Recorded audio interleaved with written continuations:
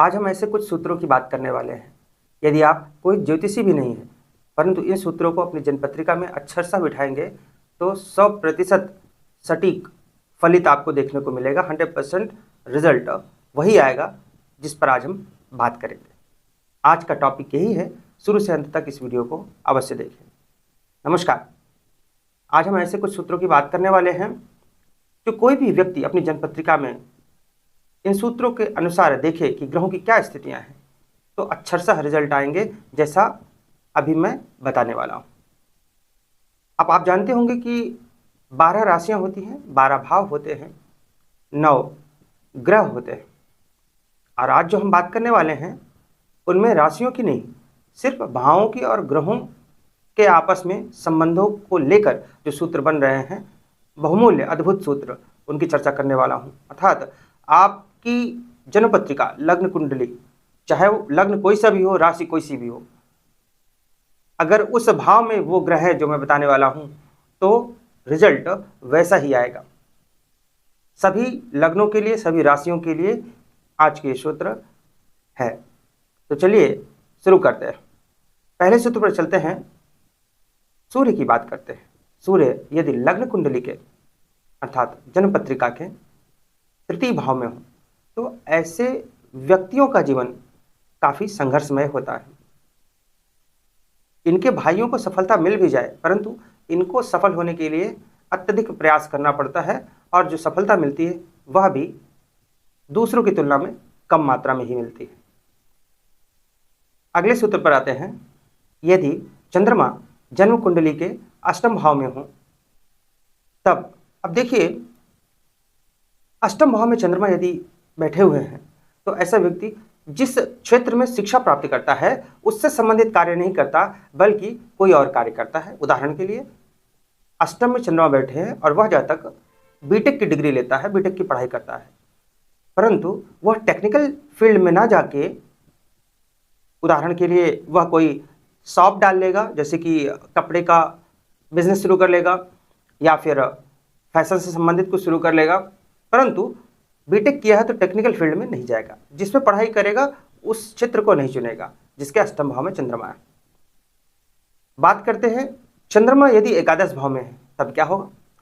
चंद्रमा यदि एकादश भाव में है तो देखिए, चंद्रमा की कलाएं होती हैं। चंद्रमा घटता और बढ़ता है और एकादश भाव इनकम हाउस है, आय का भाव है। तो एकादश भाव में, आय भाव में चंद्रमा के होने से इनकम अर्थात आय घटती बढ़ती रहती है, कम ज़्यादा होती रहती है। और ऐसे व्यक्तियों के जिनके एकादश भाव में चंद्रमा है, उनकी माता को भी कई परेशानियों का सामना करते रहना पड़ता है। हम बात करते हैं गुरु की। गुरु यदि कुंडली में लग्न में बैठे हों अर्थात प्रथम भाव में बैठे हों तब क्या होगा। तो गुरु यदि प्रथम भाव में है, अब देखिए, गुरु, इनकी 3 दृष्टियां होती हैं, 5वीं, 7वीं और 9वीं। तो लग्न में बैठे गुरु पंचम भाव को देखेंगे जो कि संतान का, शिक्षा का, लव रिलेशंस का है। सप्तम भाव को भी देखेंगे जो कि वैवाहिक जीवन का है, पार्टनरशिप का है। नवम भाव जो कि भाग्य भाव है, धर्म का भाव है, पिता से संबंधों को भी देखते हैं, उस पर भी अपनी दृष्टि डालेंगे। तो लग्न में बैठे गुरु जीवन के बहुत सी समस्याओं से छुटकारा दिला देते हैं, यानी जीवन की बहुत से जो जन्म पत्रिका में बहुत से दोष हैं उनसे मुक्ति दिला देते हैं। परंतु ऐसे व्यक्ति के जीवन में जिनके लग्न में गुरु हों काफ़ी संघर्ष होता है और ये वो संघर्ष करते भी हैं और उसके बाद भी सफलता प्राप्त करते हैं। संघर्ष होता है, संघर्ष करते हैं और सफल भी होते हैं। जिन भी व्यक्तियों के लग्न में गुरु हों ऐसे व्यक्ति ज्ञानी होते हैं और लग्न में गुरु होने की वजह से, मतलब जिन व्यक्तियों के लग्न में गुरु हैं, हर 6वें वर्ष इनको किसी न किसी प्रकार की मानसिक या शारीरिक परेशानी को भी झेलना पड़ता है हर 6वें वर्ष में। बात करते हैं, गुरु यदि दसम भाव में हो तो क्या होगा। गुरु दसम भाव में है, दसम भाव प्रोफेशन का है, करियर का है। अब दसम भाव में गुरु यदि बैठे हैं तो जब तक व्यक्ति इंडिपेंडेंट नहीं हो जाता, अर्थात अपने पेरेंट्स के अंडर में है, ज़्यादा एज नहीं हुई है, तब तक तो सब ठीक है। लेकिन जब वो इंडिपेंडेंट कुछ करना चाहता है, इंडिपेंडेंट होना चाहता है या हो जाता है, तब पिता का सपोर्ट नहीं रहता, अर्थात पिता उनको सपोर्ट नहीं करते, उतना सहयोग नहीं करते जितनी आवश्यकता होती है। ये कब होता है? जब दसम भाव में गुरु विराजमान हो। अब हम बात करते हैं शुक्र की।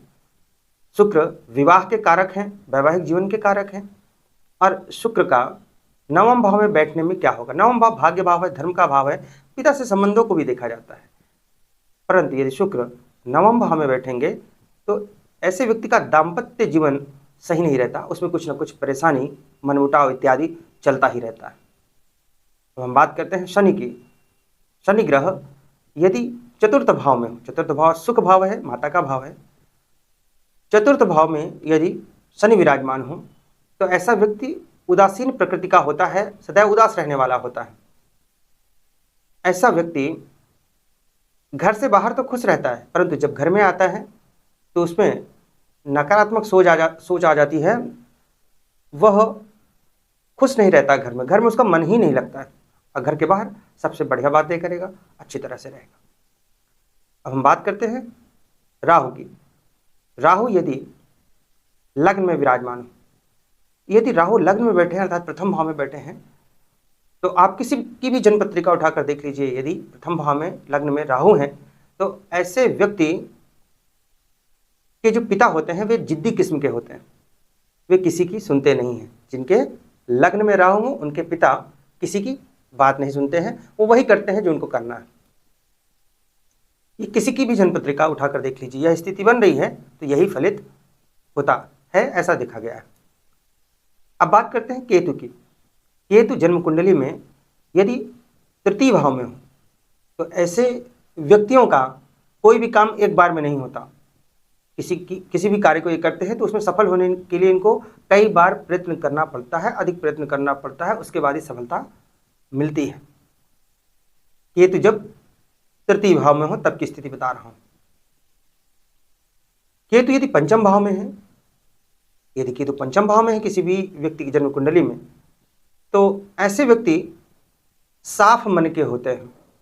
ऐसे व्यक्ति सदैव दूसरों की सहायता करने के लिए, हेल्प करने के लिए तत्पर करते हैं, परंतु इनको कोई सीक्रेट मत बताइए। आपको लगता है कि कोई बात जिसमें सीक्रेसी मेंटेन करनी है, गुप्त रखनी है, तो केतु यदि पंचम में है ऐसे व्यक्ति को मत बताइए, क्योंकि इनके मन में बात पचती नहीं है। इनके मन में बात पचती नहीं है, वो किसी न किसी से कह देंगे, सभी से कह देंगे। अब हम बात करते हैं सूर्य और राहु का युति। सूर्य और राहु की युति किसी भी भाव में बन रही हो जन्म पत्रिका में, तो यह ग्रहण योग होता है। और सूर्य और राहु की यदि युति है तो ऐसे व्यक्तियों का डाइजेशन सिस्टम अर्थात पाचन तंत्र सही नहीं रहता। इनको एसिडिटी, गैस्ट्रिक इत्यादि की पेट संबंधित कोई ना कोई प्रॉब्लम, कोई ना कोई समस्या, कोई ना कोई बीमारी बनी ही रहती है। तो इस प्रकार से आज हमने ये बहुत ही अद्भुत सूत्रों की चर्चा की है, जो आप कोई भी जन्म पत्रिका हो, किसी भी लग्न की हो, किसी भी राशि के हो, उसमें आप ये सूत्र बिठा कर देखिए, लगा कर देखिए, रिजल्ट आपको ऐसे ही मिलेंगी। ऐसा एक नहीं, बहुत सी कुंडलियों में देखा गया। आशा करता हूँ आज का ये वीडियो आपको पसंद आया होगा। आज के लिए बस इतना ही। नमस्कार।